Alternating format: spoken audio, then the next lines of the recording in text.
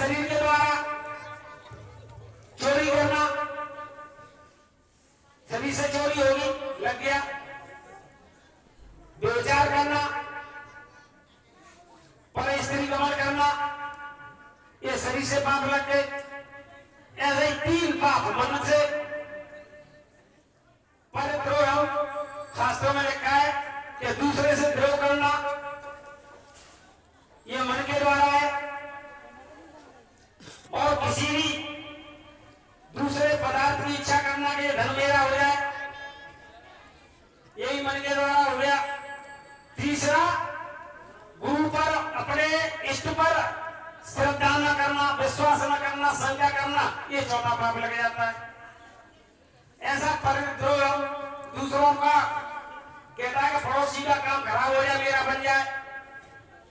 अब एक कुम्हार था, एक मरियल सा करा, बराबर में पड़ोसी सामने थे ठाकुर साहब, उनका घोड़ा था, लंबा तगड़ा घोड़ा, और रोज कहे भगवान का घोड़ा मत जा कुछ नहीं, जो मरियल सो करा, और भगवान से कहे इसका वो पूजा करे, हे भगवान क्या को घोड़ा मत जाए। मट्टी लेके आए रहो, ज्यादा मट्टी लाती, झगड़े में पड़ोड़े, पाए घरे नहीं बैठ गो, गला मर गो। अब भगवान के फोटो के सामने आयो, अरे भगवान ये तुमने कहा उल्टा पुल्टा कर दियो। हाँ, मांगी किसी रोज कुम्हार ने दुआ, मांगी किसी रोज कुम्हार ने दुआ, घोड़ा मेरा पड़ोसी का मर जाए भला। अब मर गया घरा उसका। ये न्याय देख करके बेहद खपा हुआ और रख जिगर पर हाथ बोला, ये खुदा के खुदाई करते करते तुझे मुद्दत हो गई, पर आज घोड़े और गधे की पहचान नहीं। भगवान से कह रहा है, अरे तुझे मारना था, घोड़ा मार दिया, गधा। एक दिन तुम्हारे मांगी ये दुआ, तो ये फर्ज हो, तो ये धीरे धीरे करके जीवात्मा के संग लगा दे। तो गुरु महाराज कह रहे थे जब सतगुरु के शरण में आ जाओगे तब ये मन कंट्रोल होगा, नहीं होने वाला नहीं है। तो कहा ये मन जो तेरा साथी है, ये बहुत बड़ा उत्पाती है, उत्पात करता रहता है, और इसने तुम्हें फंसाया है और मैं तुम्हें छुड़ाने आया हूँ। मुख मोड़ इधर देखो बच्चों, मैं तुम्हें बुलाने आया हूँ। लेकिन संत सदगुरुओं की कुछ मर्यादा होती है, दृष्टांतों के माध्यम से और अपनी कुछ लीला प्रेमी सत्संगियों को दिखा करके इस जीवात्मा को ये अविचल विश्वास दिला देते हैं कि बच्चा कि हम तुम्हारे साथ हैं। लेकिन काल और माया ने वो ये कि ब्रह्मा पीछे, विष्णु पीछे, पीछे त्रिपुरारी और मटर पे अधर चले चाकी, वो चाकी आज कहीं भी चली हो, लेकिन अपनी संगत पर चल गई। सब चतर के भीतर हो गई, कोई इधर जा रहा, कोई इधर जा रहा, और इतनी दुश्मनी हो गई। तीसरे ये बात कर दी कि बाबा जयगुरु जीवित हैं, आएंगे, बाबा जी तो आएंगे, और चौथा ये क्या आएंगे, वो तो वाले भसकीना की गोली लगाकर कहाँ मार दे, जिंदा कह दिया तो समझ ले मेरा दुश्मन हो गया, सकल नहीं देखते हैं। ये स्थिति संगत की हो गई। क्या हो गया, तो चल गई काल माया कदा, और गुरु महाराज ने कह भी दिया। जब गुरु महाराज की सारी भविष्यवाणियां सच साबित हुई तो ये भी हो गई कि आगे आगे कौन जय बोलते बनेंगे। संगत बनी है दुश्मन, आपस में दुश्मनी, अपना दाव चल रही है, गुरु कृपा के सहारे हमारी नाव चले। धन वालों रुपए, जन वालों रुपए, हमारे पास क्या है, केवल गुरु महाराज का हाथ है। तभी तो डंके की चोट पर कहते हैं बाबा जी तो आएंगे और चौथाइया क्या बचाएंगे, बचाएंगे।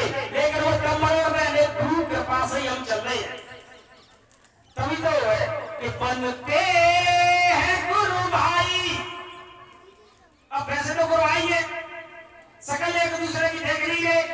जब गुरु महाराज ने नामदान दे दिया, और जब नामदान दे दिया तो गुरु हमारे दोनों आंखों के बीच में यहाँ पर बैठ गए, शब्द रूप में गुरु महाराज यहाँ पर बैठ गए सबके सामने।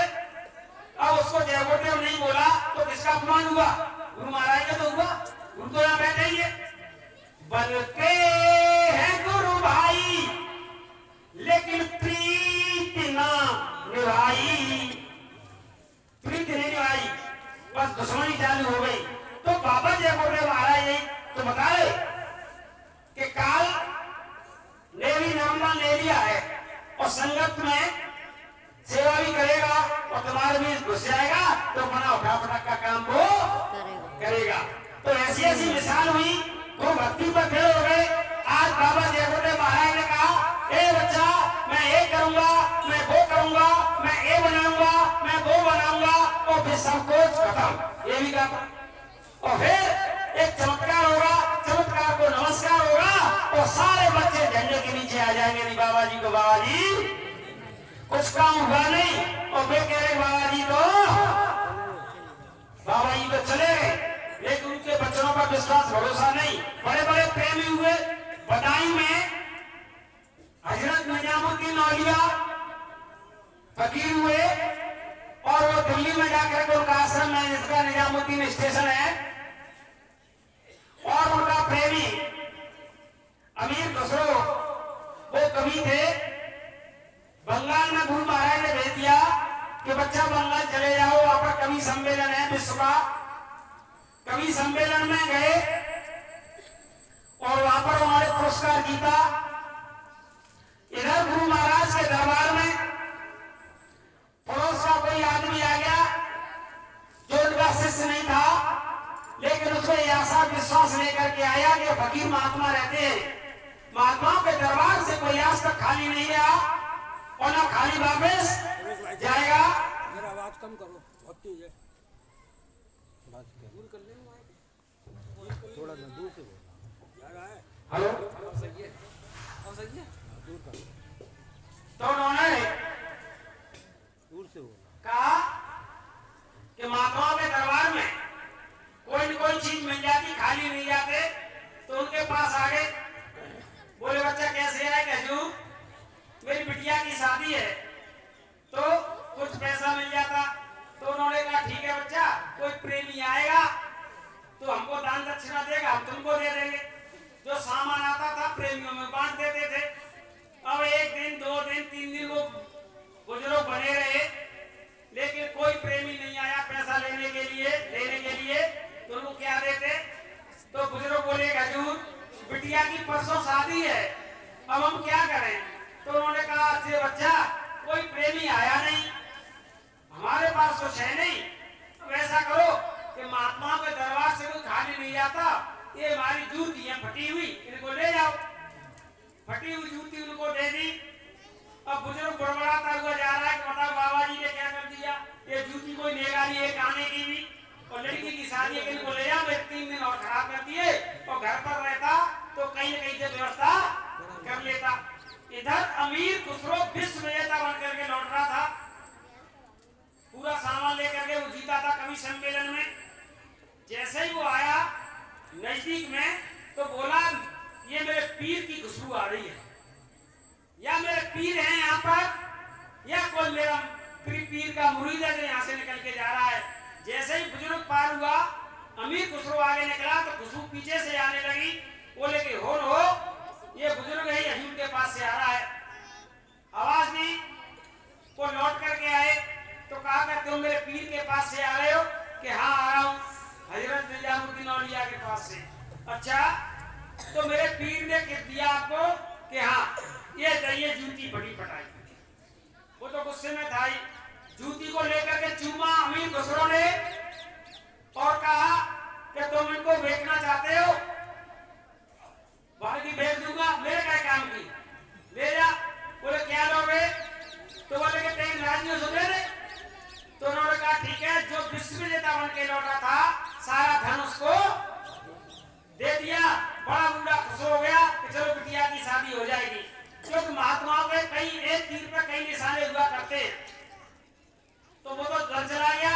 अमीर खुसरो हजूर के सामने आए, हजूर के जैसे ही सामने आए प्रणाम किया तो हजूर ने कहा कि तूने मेरी जूती की कीमत लगा दी, दूर हो जा मेरी नजरों से, जाओ घर पर जाकर के भजन करो, आश्रम में कभी मत आओ। हजूर का आदेश सुन करके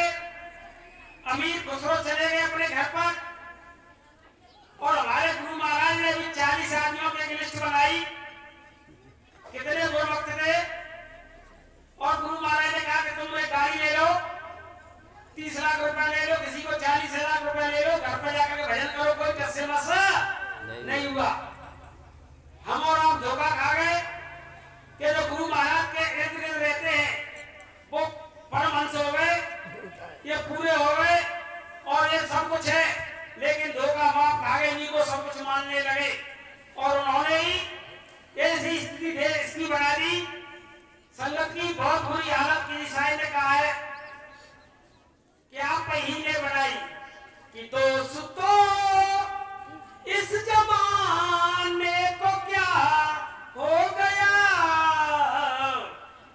और जिसको चाहा वही बेवफा।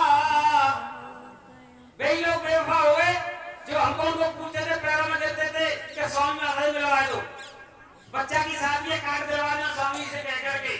जिसको चाहा वही बेवफा हो गया। आपने ही बनाई ये हालत मेरी। ये संगत की हालत किसने बनाई? उन्हीं जिम्मेदारों ने। आपने ही बनाई ये हालत मेरी, आप ही पूछते हो ये क्या हो गया। आप पूछते क्या हो गया? बल्कि नाम दे रहा है, जामत बाबा घुसरे जामत निकल के बाबा उसके बाबा जाए को है। बाबा जी का काम है ये को पर्वत करने में निकलते घुसते रहे कि जामत निकल के बाबा घुसरे वो काम नहीं है, समझ गए? कड़कड़ों में तेरा जलवा, कुदरत का नजारा है। बाबा जय गुरुदेव का अब तुम देखना नजारा है। सारा विश्व नतमस्तक हो जाएगा। तो आपने ही बनाई ऐसी हालत मेरी, आप ही पूछते हुए क्या हो गया। दोस्तों इस जमाने को क्या हो गया। तो बोली भाजे वो अमीर खुसरो जाकर के घर पर भजन करने लगा। लेकिन अभी बहन जी ने स्टार्टिंग बात की थी प्रेम पर, जो प्रेम का सारा खेल है। लेकिन गुरु महाराज ने कहा, हे बच्चा, जब तुम्हारे अंदर हृदय के अंदर ये लालसा उत्पन्न हो जाए कि समय 2:30 बज गया, चलो भजन कर ले, तो समझ लेना बाबा जी तुमको याद कर रहे। जब मैं याद करता हूँ तब तुम मुझको याद करते हो। अब गुरु महाराज की हालत खराब। अब कोई बात करे संगत में कि मेरा बच्चा अमीर खुसरो जन कैसा होगा, वो मेरे बिना कैसे रहता होगा। यहाँ तो एक पल नहीं जुड़ा होता था, आज वो बच्चा कैसा होगा। और गुरु महाराज रोते थे उनकी याद। इधर अमीर खुसरो वहां पर रोता था कि हजूर का जन कब दर्शन दीदार होगा। एक दिन हजूर ने मौत फरमाई कि चलो बच्चों चलो, काफिला लेकर के चले। काफिला लेकर के चले तो कहा हजूर कहाँ जाना है? कि चलो मेरे बच्चे के पास में, बच्चा मुझे बहुत याद करता है, बच्चा मेरी याद में रोता है। और गुरु महाराज ने कहा जो रोता है तो मालिक को आंसू बर्दाश्त है नहीं। और उनके दरबार में जब जाने लगे, प्रेमी जब पहुंचे तो कहा करे प्रेमी आ गए, एकदम से सिद्धा किया कि मेरे गुरु महाराज कैसे है। अरे खुसरो तूने यार क्या कर दिया है? गुरु महाराज तेरी याद में रोते रहते, तेरा ही चर्चा करते रहते मेरा बच्चा कैसा है। तो गुरु महाराज ने भी कहा था कि जब परिवर्तन का समय होगा तो हे बच्चों, मुट्ठी भर लोग मेरे साथ में होंगे जो मुझको याद करते होंगे। कोई तो इसमें बह गया और कोई उसमें बह गया। जब तुम याद करोगे तो स्वामी महाराज फिर आएंगे, तभी तो चौथा यज्ञ रचाएंगे। तो रोता था तो गुरु महाराज के आगे तेरे ही पास आ रहे हैं, इतना कह करके खुसरो भागा। इधर से गुरु महाराज और दोनों का जब मिलन हुआ तो बैठ करके दोनों रोने लगे। तब कहा कि बच्चा तू रोता था, जभी मैं आया हूं। ले गए आश्रम पर जाकर के सेवा करवाई। फिर गुरु महाराज ने मौज फरमाई कि बच्चा बंगाल में चले जाओ और वहां पर ऐसे ऐसे जाकर के प्रचार करना, और जब तक मैं आदेश न करूं तब आप आना नहीं। बोले ठीक है। आदेश मान करके प्रचार में निकल गए। इधर गुरु महाराज की लीला हुई। क्या लीला हुई कि शरीर छोड़ने का समय आ गया तो उन्होंने हजूर के खुसरो को तो आ जाने दो कि नहीं, खुसरो मेरे बिना नहीं रह सकता, इसलिए मैंने उसको भेज दिया है। वो स्थिति हमारे परम पूज्य स्वामी महाराज के गुरु परमार्थी दादा गुरु ने भी यही मौज फरमाई थी कि जब शरीर छोड़ने का समय आया तो गुरु महाराज से कहा कि तुम कानपुर चले जाओ। क्यों? पता था कि मेरी आत्मा ये भी शरीर को छोड़ दूंगा। वो होता है सच्ची जीवात्मा आत्मा का प्रेम। वो स्थिति हो गई जब उन्होंने शरीर छोड़ा। छोड़ने से पहले हजरत निजामुद्दीन औलिया ने कहा कि बच्चों एक बात का ध्यान रखना, जब खुसरो यहाँ पर आए तो उसको मेरी समाधि पर मत आने देना, सेवादार लग जाना। खुसरो को क्यों हजूर? कि वो खुसरो है, वो मेरा मुर्शिद है प्यारा बच्चा, के ऐसा कलियों के अंदर चमत्कार करेगा वो कि कमर फाड़ करके मेरे शरीर को बाहर निकाल देगा। इस सृष्टि में उथल पुथल हो जाएगी, इसीलिए उसको कमर के पास मत आने देना। वो इतनी उसकी पुकार है। हम भी प्रार्थना करते हैं, सुन कर करुण पुकार कि सतगुरु आ जाना। ये करुण पुकार होती है। ऐसे ही करुण पुकार कि गुरु महाराज के वचनों पर विश्वास भरोसा होना चाहिए। गुरु महाराज ने कहा कि सत्य की तारीफ बता करके जाऊंगा, सत्य को ला करके जाऊंगा, पेड़ लगा करके फल खिला करके तब मैं बाबा जी जाने की सोचेंगे। हिंदुस्तान की विश्व की देवियां हीरे जवाहरात गहनों से लदी होंगी, तब बाबा जी जाने की सोचेंगे। ये वादा गुरु महाराज ने किया था। ऐसे ही एक पति पत्नी अपने बच्चे को नाम दिलाने के लिए आए बाबा सावन सिंह के समय में। तो सावन सिंह महाराज से हजूर को नाम दे दो, कि बोले अभी बच्चा ये छोटा है, इसको समय आने दो, इसको बाद में हम नाम देंगे। इधर क्या हुआ, देश का बंटवारा हो गया, हिंदुस्तान पाकिस्तान। गदर पिक्चर आपने देखी, इधर के लोग उधर भाग रहे हैं, इधर के लोग उधर भाग रहे हैं। वो रावलपिंडी पाकिस्तान में थे, आज वो पाकिस्तान में, और वो बाबा सावन सिंह महाराज के नामदानी। जब बंटवारा हुआ, भागम भाग मची कि जो हिंदुस्तान के लोग हैं हिंदुस्तान चले जाए, जो पाकिस्तान रहना चाहते पाकिस्तान चले जाए।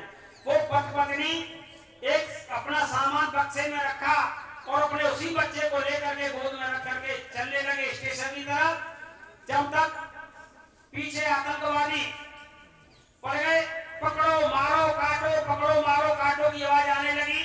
पत्नी भाग रहे हैं और अंतर में जय गुरुदेव जय गुरुदेव जय गुरुदेव। गुरु महाराज ने कहा कि जब तुम मुसीबतों फंसे तो अंतर में याद करते रहना, तो तुम अंतर में मुझे याद करोगे। तो ये बच्चा घबराने की जरूरत नहीं है, एक हाथ मेरा नीचे और एक हाथ ऊपर रहेगा, तुमको बीच में लेकर के चलूंगा। तुम्हारा बाल माका नहीं कर सकता। नहीं बाबा जी को बाबा जी मत कह बोलो प्रेम से।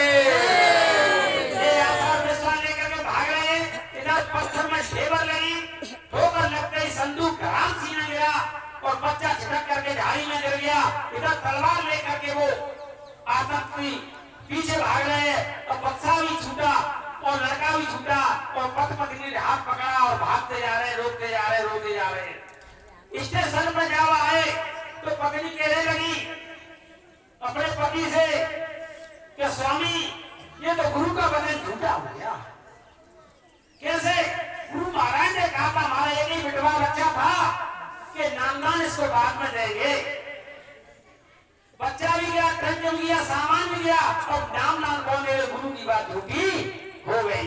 लेकिन अभी समझ आ रहा है कि नहीं, गुरु महाराज के वचन कभी एकाध होने वाले नहीं है। जब गुरु महाराज ने कहा ये बच्ची अभी नामदान लायक नहीं हुआ है, जब बच्चा नामदान लायक हो नामदान देंगे तो नामदान गुरु महाराज देंगे, ये उनकी जिम्मेदारी है। जब गुरु महाराज ने हम और आपको नामदान दिया तो कहा था जो घर के अंदर बच्चे हैं वो भी सब मेरे ही। एक प्रेमी ने गुरु महाराज से पूछा, हजूर सत्संगी का बच्चा खत्म हो जाए 100 वर्ष में, 8 दिन का 10 दिन का, क्या उसकी भी जीवात्मा नरक हो जाएगी? गुरु महाराज के नहीं, वो भी मेरी जीवात्मा है। उसको स्वयं शून्य स्थान पर जाकर के ठहरा दिया जाता है और फिर देखते हैं किस सत्संगी के ग्रह में जाकर के भेजना है और सत्संगी के यहाँ पर जन्म दिला करके नाम देकर भजन करा करके आत्मा को पार कर देते। छोटा बड़ा ठेका नहीं है। ऐसे गुरु महाराज आ गए और पत्नी जिसका प्रायोरिटी बच्चा छूट जाए, ऐसी स्थिति में चारों तरफ लाशें पड़ी हुई हैं। ट्रेन में जाकर के बैठ गए, रो रहे हैं। तो वो समझ आ रहे एक दूसरे को। गुरु महाराज ने कहा गुरु की बातों पर भरोसा करना चाहिए। इतने पे ही गुरु महाराज तलवार लेकर के प्रकट हुए वहां पर, बच्चे को गोद में उठाया और ट्रंक सिंधु को सिर पर रखा और डिब्बे डिब्बे में आवाज लगा रहे हैं, भाई ये किसका बच्चा है, ये किसका ट्रंक है। जैसे ही डिब्बा के सामने आए देखा, अरे ये तो हमारा बच्चा है, हमारा बच्चा है। वो जा करके पैरों पे गिर गए कि बाबा आपने हमारी रक्षा कर दी है, हमारा ही बच्चा है। और पत्नी कह रही है कि देने के लिए कुछ नहीं है, इनको दे दो, इतनी मेहनत की है इन्होंने।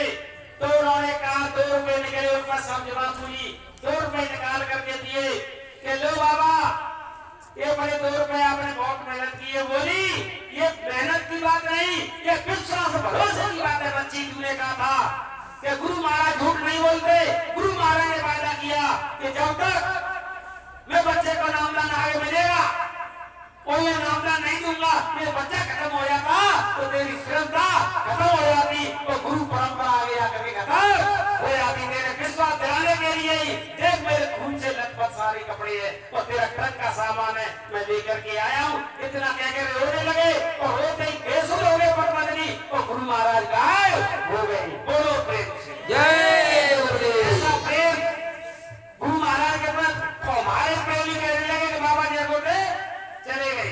तब कहा कि संगत बनी है दुश्मन, अपना काम चल रही है, गुरु कृपा के सहारे हमारी नाव चल रही है, गुरु कृपा के सहारे हमारी नाव चल रही है।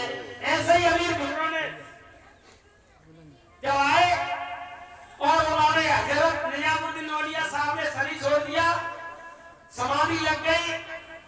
जब नियत समय पर अमीर खुसरो आए, आश्रम पर देखा सब सुनसान, बोले हजूर कहाँ है।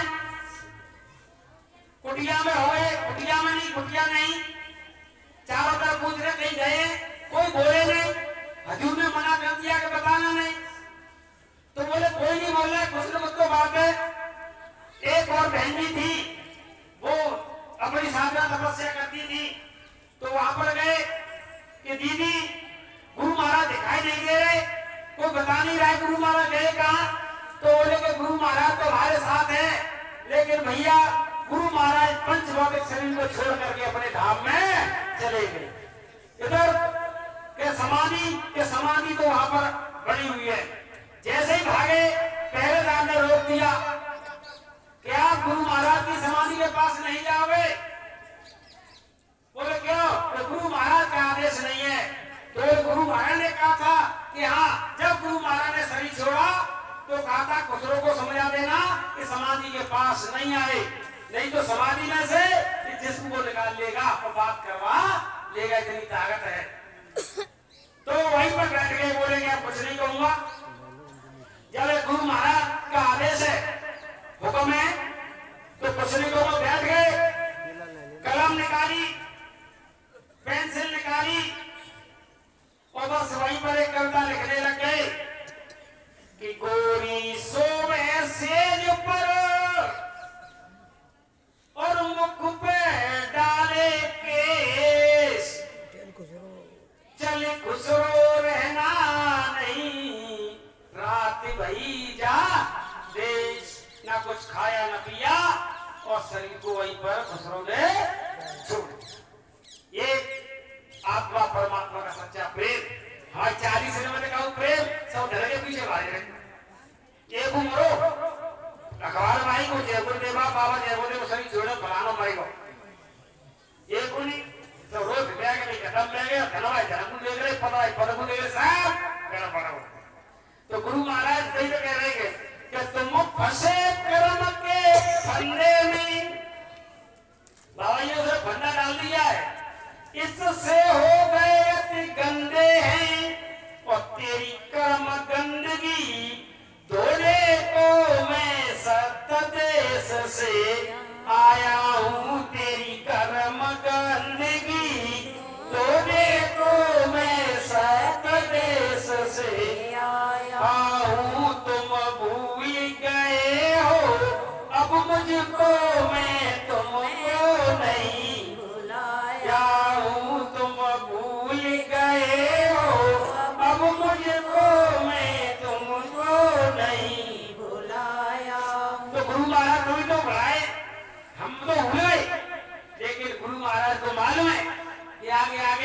तकलीफ, कितनी तकलीफ है इनको। ये शरीर भी दोबारा मिलने वाला है नहीं। तो गुरु महाराज ने लीला करने से पहले कर्म गंदगी धोने के लिए हमारे तुम्हारे पास कनन सावन छोड़ गए कि सावन खर्च नहीं हो, गंदगी को धोते रहना और गंदगी को धोते धोते मेरा इंतजार करते रहना।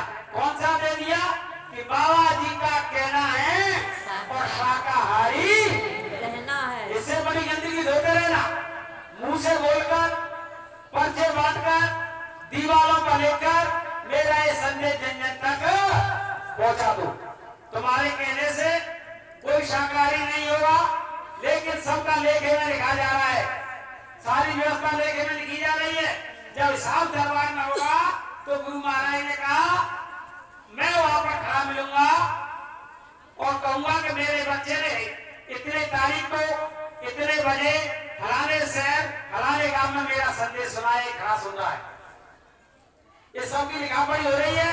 तो गुरु महाराज ने उस सप्ताह में भी भागवत में एक बात आती है कि संत दर्श को चाहिए तज माया अभिमान, जो जो पग आगे धरे कोट नहीं यज्ञ।